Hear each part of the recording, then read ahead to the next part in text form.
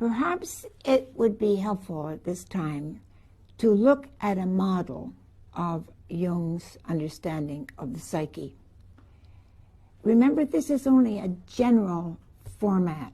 Every person is individual in their actual dreaming and in their actual process. But this is how he saw the general pattern. If we take this circle as the self that includes the known, the unknown, everything.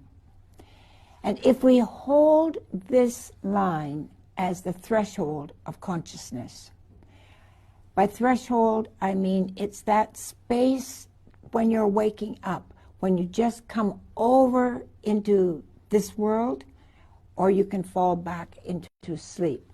Here is the unconscious, here is the so-called world of consciousness. Between those two is this little tiny ego, tiny little thing.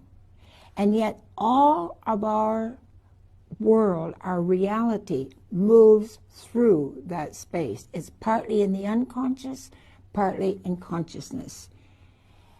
In the unconscious, as Jung understood it, there are these floating islands in this vast sea.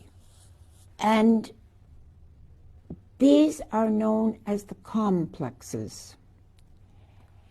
They are energy centers, and they have at their core what he calls archetypes. And those archetypes are immense energy, divine energy, that have the power to knock the ego right out. They also, however, are essential to human beings in that it's from that archetypal world that poetry, music, all the great arts come. And of course, religion is from that space. Now the complex comes into action when something out here in the ordinary world attracts it. I'll use an addict as an example because it's so clear with an addiction. Supposing I had no loving mother.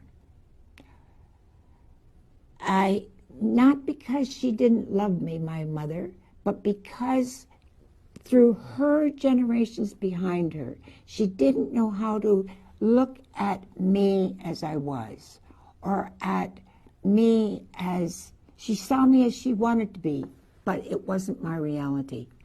So somewhere along the line, I developed a craving for sweetness, a craving for nourishment, for life. I happened to put this onto chocolate or any other food that was sweet and could give me that feeling of being loved. So I see the chocolate. I want the chocolate. If I have a weak ego, the ego cannot tell me, no, you shouldn't have any more chocolate. So I come past the ego and go for the chocolate. I go right up through that unchallenged line. Supposing I try to say to myself, I won't have the chocolate. It may be that the archetype will say, I will. And I don't care what you think, what your ego wants to do, I want the chocolate. I've always had the chocolate. I always will have it, and I will go direct to the chocolate. The ego has been wiped out, and we are really in a complex situation. From the Jungian point of view, this is a very dangerous space to be in because the ego has lost its power, the complex is taken over, and the archetypal energy is at work. Now, in a well-working psyche, the ego is strong enough to hold that complex in abeyance.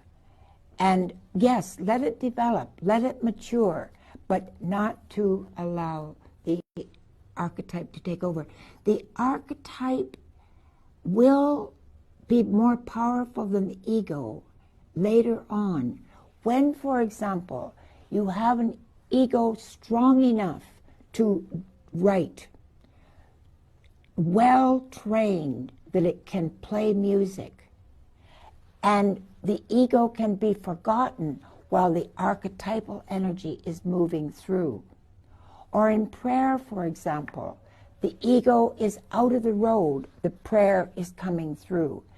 The archetypal energy is essential to life in the dimension that we as human beings relate